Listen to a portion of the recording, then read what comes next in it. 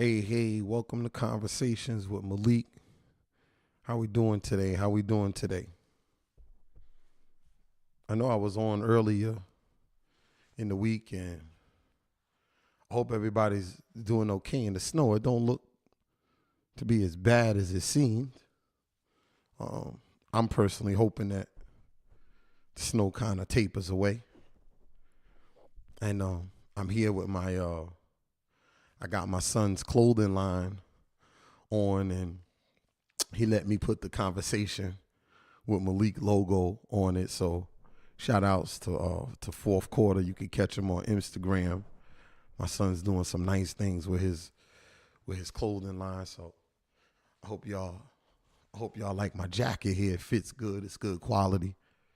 And yeah, so I'm kind of blessed to be here, man. I'm really liking the logo. I'm liking the jacket. So if my son continues to make these good clothing, and I'll continue to wear it on the show. But hope everybody's making out pretty well today. Hopefully it's not as bad as it seems. But I know when I was on earlier in the weekend, I just kind of wanted to go over. I kind of stated 5 goals. Hey, Erica, it ain't no snow in the ATL. Oh, man, you making me jealous right now. You making me jealous, E. Yo, have fun down there. Hey, Michelle, how you doing? It's good to finally make your acquaintance. We've been talking, now I know who you are. And so we talked about the 5 goals of the week. And so I started out with the question of what are my goals for the week? What do I need to not do that blocks me from those goals? Number 3, is there help available in those particular in that particular area or areas? 4, surrender to the help. So when the help comes, I have to be wise enough. I have to be spiritually in tune enough. I have to have my dial set so that when the help does come, I can receive the help and just surrender. Surrender to the help. Let the help me, and don't try to tell the help how to help me. And number 5, meditate, pray, then take a step in that direction and let the unfolding of the new reality be the blessings. And that's kind of key. I know I didn't expound on meditate, pray, take a step in that direction. You notice I don't say steps. I just say take a step in that direction. Now, if you do the 4 prior things that I said before getting to the 5th step, the soil and the groundwork will be tilled, and the spiritual condition and the state of being that needs to be there will be there in order for me to go in the direction that I need to go. There's work for me to do when it comes to my goals and dreams, the external and the internal ones. Yes, there's things that I have to do. But I also find out that it's not mental. It's not really a mental challenge. And I speak about a lot, the paralysis of overanalysis. And what begins to happen is I try to think my way through experiences. I try to figure out all the scenarios of future experiences. And the more I think about how I'm going to carry something out in future experiences, the more fear gets a chance to set in. I want you to follow me. If I'm thinking about, let's just say, a job interview that I'm going to, and I'm sitting there and I'm like, okay, if the person asks me this, I'm going to say this back. And then if they say this, I'm going to say this. And then if they say that, I'm going to respond with this. And when I respond with that, if they say that, I'm going to say this. I'm setting myself up for failure, because what's going to begin to happen is I really don't know what that person's going to say.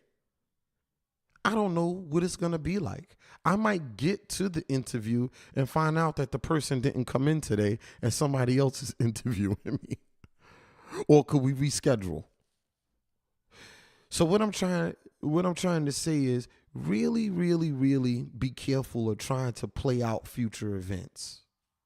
Because playing out future events in my mind, that's no different than getting high. That is getting high. It's introducing into my present moment. It's introducing a false narrative that hasn't happened yet. So meditate and pray. What meditation and prayer does. And listen, when I'm talking about meditation, I'm not talking about anything spooky. I'm not talking about, sitting there with your head up and your legs folded. Yes, that's, if you meditate that way, please continue. But what I'm talking about is I'm talking about getting centered. I'm talking about stillness. I'm talking about being consciously awake in the present moment. I'm talking about being where my legs are. There's a saying that Sadhguru says, and I really like it. And he got it from another yogi. Can I sit next to my still leg? Can I sit next to my still leg and actually be there? Because what begins to happen is there's so many distractions. So I want you to imagine something. I want you to imagine if someone said, hey, let's take a ride to California. And every 5 miles, I decide that I'm going to take another course. Am I ever going to get to California? No. But that's what happens throughout the course of the day. What happens throughout the course of the day is people don't stay focused long enough on one goal before they're distracted by something else, whether it's the phone, whether it's an email, whether it's somebody calling them, whether it's somebody wanting to have a conversation. Okay, I thought about this. Oh, let me tell my daughter this. When I'm working on something, and I want to give you a tip. When you're working on something, if something else comes up into your mind, just make a note to do it later. Make a note to do it after you finish. If a thought comes to you, oh, I need to call so-and-so about X, Y, and Z. I need to call my plumber because I need him to take a look at my toilet at home. Okay, make a note to call the plumber later. Don't call him right then and there. Because what'll happen is if you break from what you're doing, you call him right then and there. Then if you get another phone call, you're going to click over. You're going to tell your plumber, hold on. You're going to answer the phone. Now that's your sister. Hey, girl, what's up? What's going on? Oh, nothing. I'm out at the mall. Okay, hold on a second. I'm on the phone with my plumber. Now you go, you talk to your plumber. You finish up with him. You go back to the call with her. Then you finish up the call with her. Now, before you finish that goal that you had at hand, now you're going off to lunch. You come back from lunch and then you get told to do something else. Or there's something else that's pressing that has to get done. And before long, that one thing that you started out doing, it doesn't get done. And that happens over and over and over and over in a lot of scenarios with your lives. And you want to know how I'm talking? I'm talking from experience. But let me tell you with prayer and meditation does. And prayer and meditation improves my relationship with God. And how do I have an effective relationship with the God that lives in me, that lives deep down within me? That's the essence of my being. How I have a relationship is through communication. And all good relationships are based on me talking and me listening.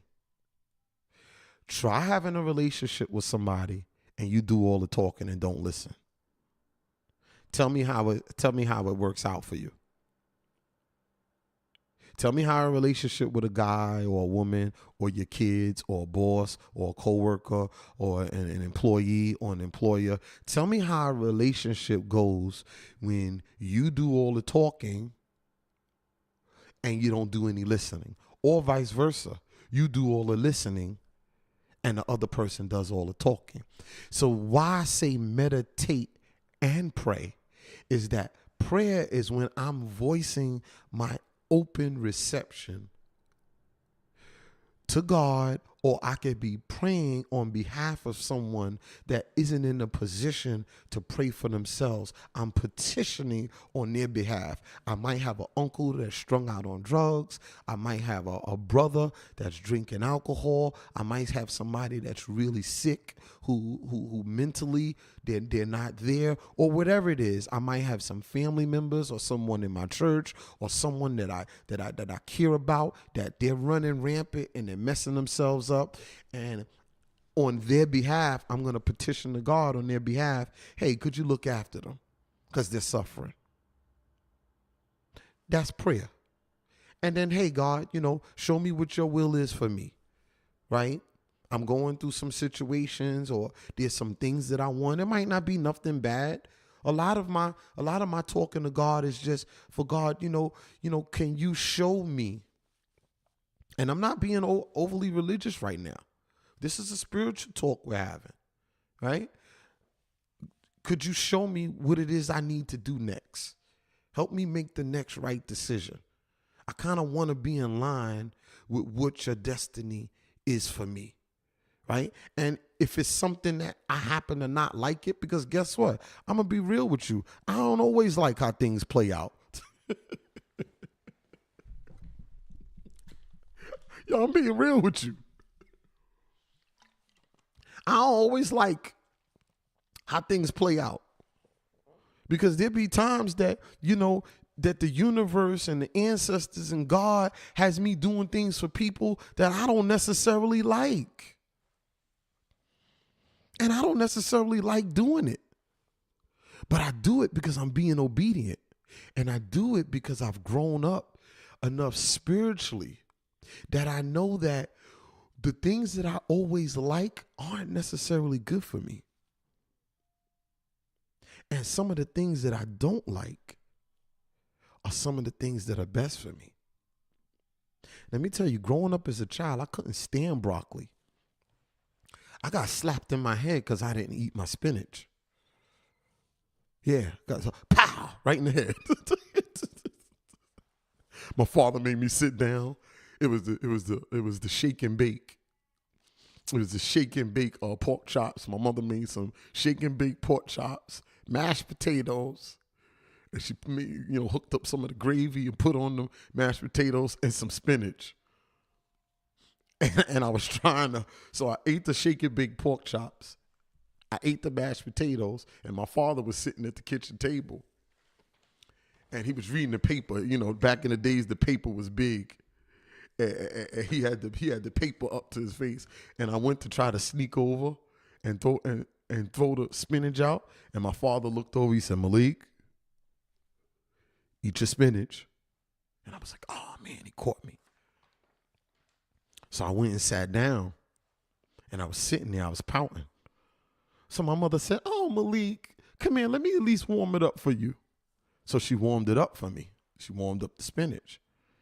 And I sat back down. She gave me a little more mashed potatoes. Follow the story, because there's a moral to this story. And she gave me a little more of a pork chop, right? It's back when I used to eat pork. I'm sorry, gods. I don't eat pork no more. I don't eat pork no more, God, so don't kill me. It's back in the days.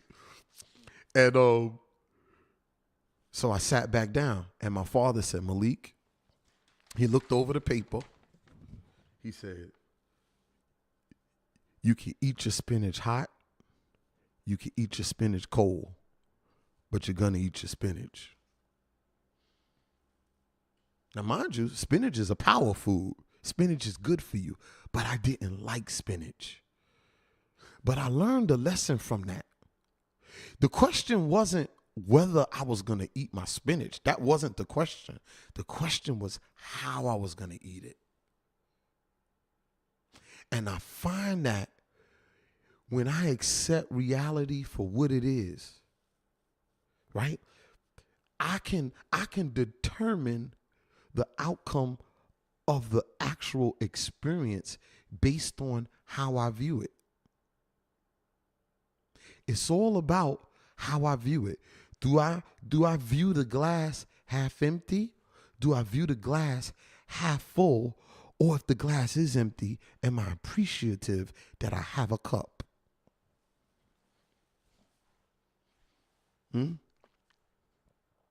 Because guess what? Even if the cup is empty, I still have a cup to put something in. That's spiritual insight. That's depth of sight. That's the third eye. See? But spinach didn't taste good, but what? Spinach is good for me. There's some things that feel good. There's some things that taste good, but they're not good for me. I ate some ice cream. I ran 3 miles yesterday. No, I ran 4 miles yesterday. Tell me why I just had to have some Breyers ice cream. I saw the Breyers ice cream in the refrigerator, man, and I just had to have it. Now guess what? Breyers ice cream ain't good for you. Defeated the whole purpose of my jog. But Breyers ice cream tastes good. But there's people who got limbs cut off from too much sugar because they can't stay away from things that taste good for them. But some of these other foods, some of these other green juices that I drink, right? They don't taste good, but they sustain life. So let's watch, because my mother said something to me. The last words my mother said to me, and this was very powerful. She was heavily sedated. She was dying from cancer. She was heavily sedated from the pain medicine that they were giving her. And I remember being over there at my lunchtime, and I had to go back. I said, Ma, I got to go. The bus is about to get back on the run. I got to go. And she kind of drifted off. And she said, Malik, I want to tell you something. So then she drifted off into a sleep. So I was trying to sneak out of the living room. But even with her sense, even a week away from her transition, she still had that motherly sense. She was heavily sedated, but she knew I was walking out of the room. And she said, Malik, come sit down. And my mother slick. When I sat down, she put her hand on top of my hand. So this way she'll feel me if I tried to move. But hard-headed Malik that I am, I tried to get up, and she squeezed my hand. And she looked at me. And these were the last words my mother ever said to me. She said, Malik, remember, we don't choose who we're going to help.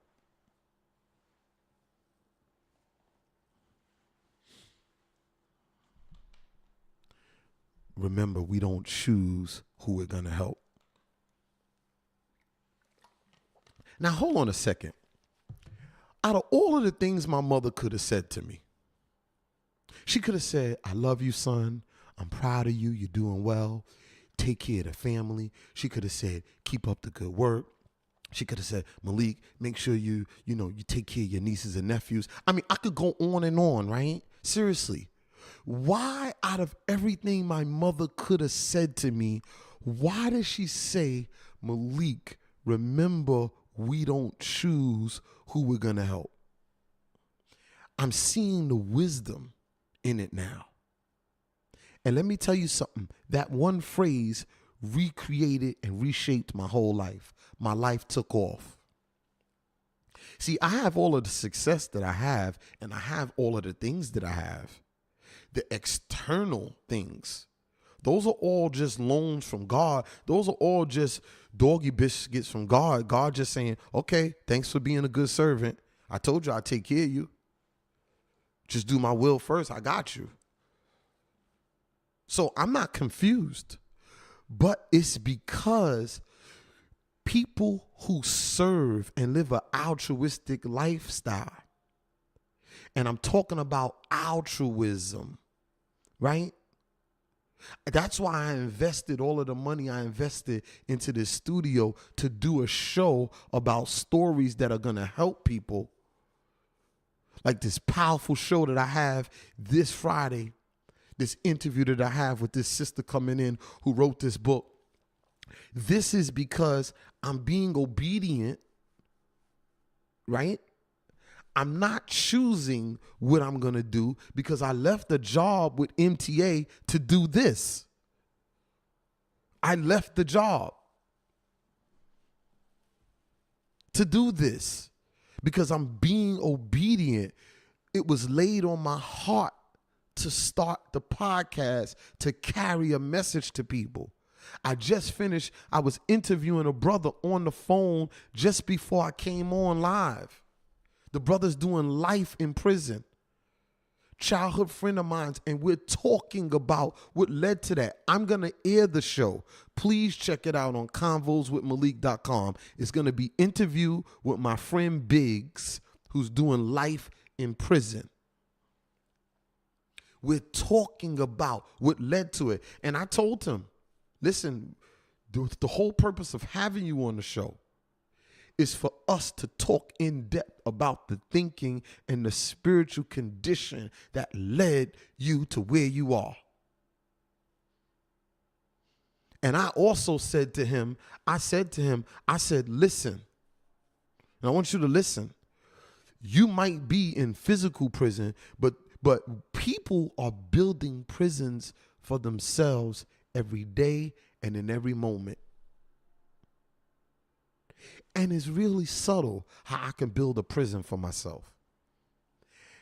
The first step in building self-made prisons is doing something to please somebody else that I know is counter to my inner truth.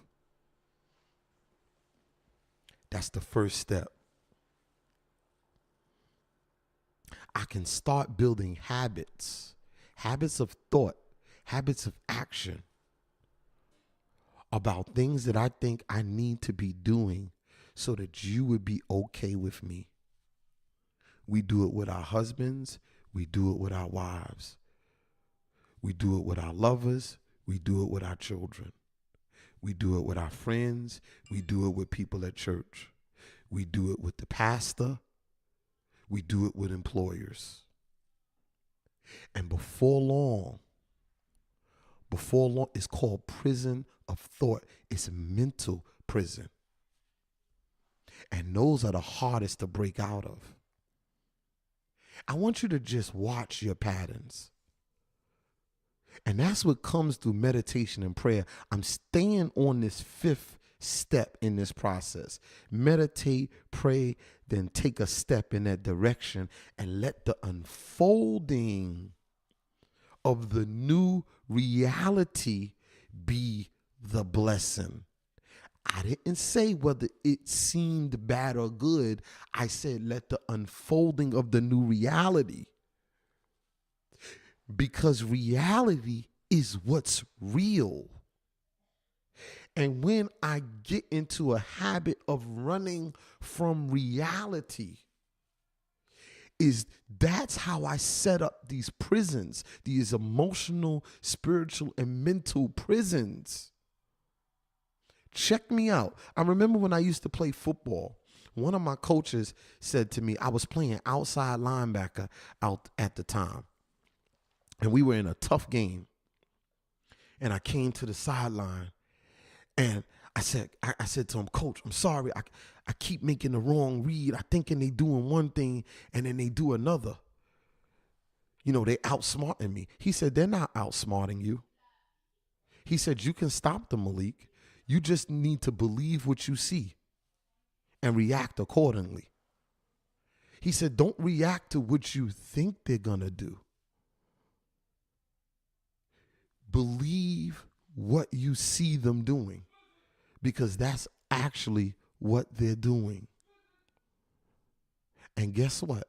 When I went back into the game and I responded to the reality of the situation of the play that was taking place, we began to stop them. They didn't score another touchdown. I know I use sports as a comparison, but it's real because a lot of times I don't believe what I see with people. I don't believe what I see with situations. And some of it is me being good and giving people the benefit of the doubt. And yeah, and that's part of it. I try to think the best of people. I try to say, hey man, let me give this guy the benefit of the doubt. Maybe he's not being a total jerk. He's not a total asshole. Maybe he didn't mean it. When somebody treats you bad and you kind of like overlook it, or they say something and it gives you a little indicator that, maybe I shouldn't deal with this person. Maybe I should stay away from this person. Right? But then what begins to happen is I keep doing that. I keep doing that over and over. I do it at the job. I do it at home. I do it with my loved one. I do it with my kids. And I start to do it so much, right, that I find myself, I've set up my environment to where my whole day now becomes an uncomfortable day for me, because all of the steps that I take and people I deal with, I'm in uncomfortable situations. Because I didn't stop. I didn't believe what I saw when people are telling me who they are. People talk to me all the times and they tell me who they are. Listen to your friends when your friends talk to you. Listen to your sister or your whoever it is when they talk to you about other people. I want you to watch something. I want you to study when people talk to you about other people. When they tell you about the things that they won't tolerate, when they tell you about, what they're not having and what they don't like and how they not, and this is why they stop speaking to this person, because the same reasons they stop speaking to that person and they cut that person out of their life will be the same reasons why they cut you out of your life. Out of their life. What somebody is capable of doing to someone else, they're capable of doing to me. They are. They are. So life, I have a saying that life is school and every conversation is class. Don't take a conversation off with anybody at any time. Now, I learned that from the streets, but I learned it. And I don't think I would have survived Jamaica, Queens in the mid to late 80s and early 90s if I didn't learn lessons quick. One thing, you had to learn lessons quick, else you would have been lion's meat, because there was you would have been lunch meat for the lions, because there were lions out there. There were a lot of lions. So life is class, and every conversation and interaction is school. And I must learn the lessons when I'm interacting with people. And please don't take a conversation off. If you're riding to the grocery store with somebody and they're talking to you, that conversation is school. Listen to them when they talk. And guess what? Believe them as they're telling you who they are. That guy that you met at the club, he's telling you about himself. Just believe him. Don't try to make him anything else. we can't, let me tell you something. And I'm gonna end this soon. I have the power of influence through me being a personal example of change. People tell me, yo, Malik, man, you inspire me because I remember you how you used to be and I see you how you are now. Or, I met you as you've been on this path of spiritual growth and development, and I've watched you along the journey and you inspire me. Okay, so yeah, we inspire each other. Iron sharpens iron, steel sharpens steel, right? We say that at the beginning of the show, Conversations with Malik. I have the power of affecting and inspiring, but I don't have the power of change. I'm not God. And it's not my responsibility to alter someone's mind, to alter how someone else views life, to alter someone else's value system, to alter what's important to somebody. I can't change what's important to you. Something might be critically important to me, and we might work together, and I might think that, hey, this is a serious issue that we need to, so I might have a sense of urgency, but someone else might not have that same sense of urgency. And that doesn't make them bad or good. It just makes us all individuals. But I need to make sure that I'm trusting and relying on God, and I'm being obedient to what the Spirit is telling me that I need to do. And my assignments are for me. I don't have to get mad about what someone else that I think they're in on the assignment with me and they decide that, it's not for them anymore. That it's not for me to get upset. And I know it's hard. Listen, this whole walk is hard. We have people in our lives that we love. We have people that we care about. Right? And so we have people's I have people's best interests at heart. But I got to also understand that everybody has their path. Everybody has their journey to walk individually. And the same God that looked after me are going to look after them. And I just need to accept people. And that's what I talked about on Monday. And this is kind of my talk for the week. So if you saw my Monday show, kind of go back to Monday. It's all not on Facebook. You have to go to convoswithmalik.com, convoswithmalik.com. But that's why I talked about. So I'm going to go through the steps again. My goals for the week. 1, what are my goals for the week? 2, what do I need to not do that blocks me from the goals?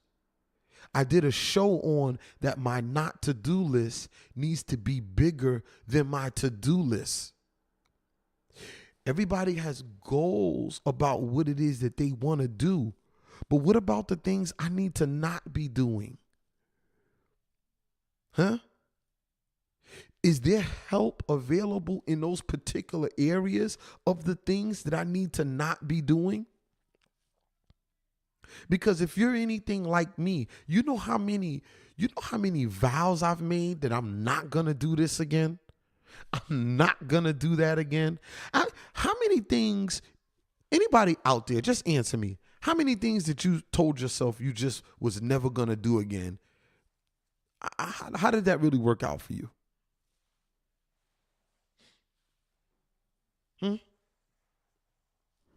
How did that really work out for you? I mean, really. Because I know there's things that I've sworn off on, like I'm never doing that again. I went back to doing it.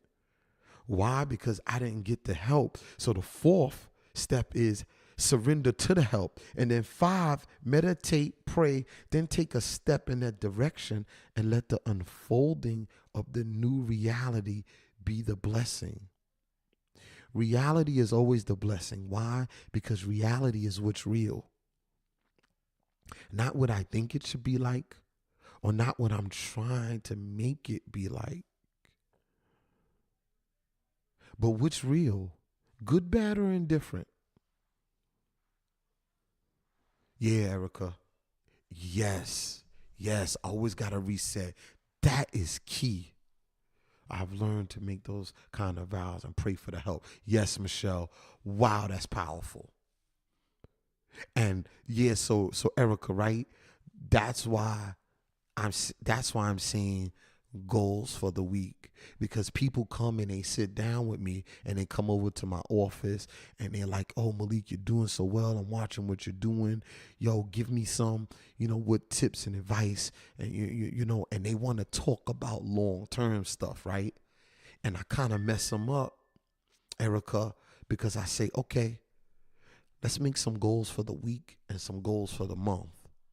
And they're like, "Yo, but hold on a second, I'm trying to save up so next year I could get this building." And I'm like, "Okay, well, that's cool. You want to get a building to open up a new whatever it is you're gonna open up. So that's cool. How much do you plan on saving towards that goal this month? And how are we gonna start executing that this week?" And so why don't we go month to month with saving up the money that you're going to have enough for in a year?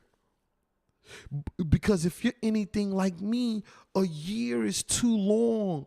A year, 2 years from now, it just isn't real. That's why when you go to college and you go to school or you go to do anything that takes a long time, they break it up into semesters. These long-term plans in business or in personal life or in finance or in relationships, it's too much to go too far off. And what happens is when I go too far into the future, it takes me further and further away from the now. And that's why Eckhart Tolle wrote the book, The Power of Now. Let me tell you something. It's more important for me to stay in the now, and I'm about to close, because there's a couple of things that happen when I go too far in the future. When I go too far into the future, into thinking, a goal that I make today, the circumstances and situation is going to change from month to month. And I need to learn how, like Erica said, to reset and reshift and refocus so that I can adjust my approach for that goal as I go along. Let me tell you something. I've been with my wife since I was a teenager. And there's sometimes I gotta reset how we deal with each other. Yo, that's real. Sometimes I gotta reset how I deal with family members. I've known them all my life.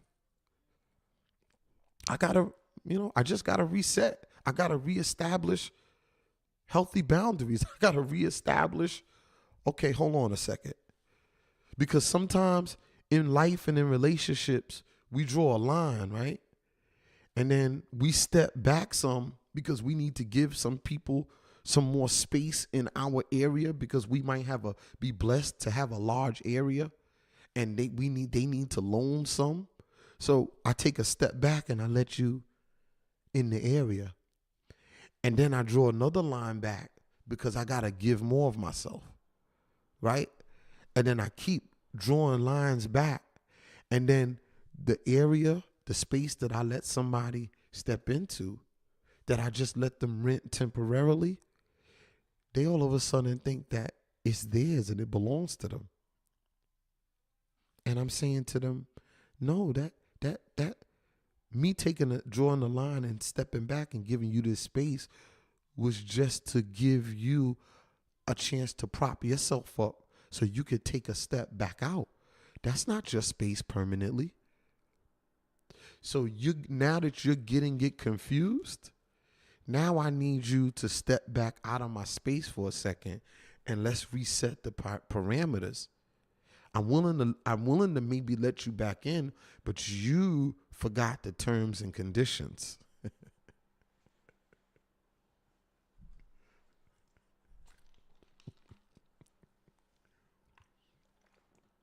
And people that love you will overstep their boundaries with you. And they'll start encroaching more and more in your space. Your kids will do it. Your husband will do it. Your wife will do it. Your boss will do it. Your coworker will do it. You know that coworker that's used to you covering down for like 10, 15 minutes for her? You know, and she know you're going to do certain things in the morning because she's running late because she had to drop Tyreek at the babysitter, and she had to drop Jaquan at school. And so you do it for like a week, and then it becomes 6 months later, you're still like doing the beginning part of her job so she don't get in trouble. And then one day you say, hey, I got something else to do. I can't do it. And then you don't do it. And then what? She gets mad. I'm just giving an example. This is stuff that people actually talk to me about. Why? Because it went from you doing her a favor, follow me, to now she got used to you doing it. Now she expects you to do it. Now you're supposed to do it. And then once you say, I can't do it because I need to do something for me, now she's mad at you.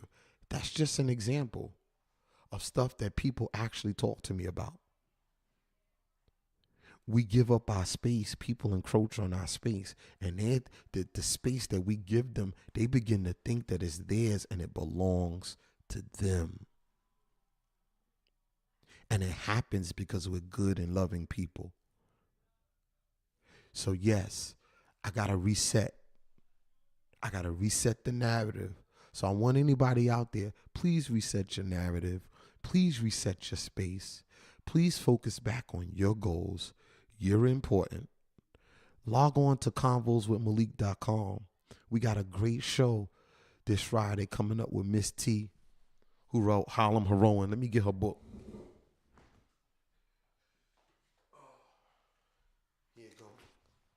She wrote Harlem Heroines. Support her. Check her out. Miss T, Royalty Publishing. She's coming on.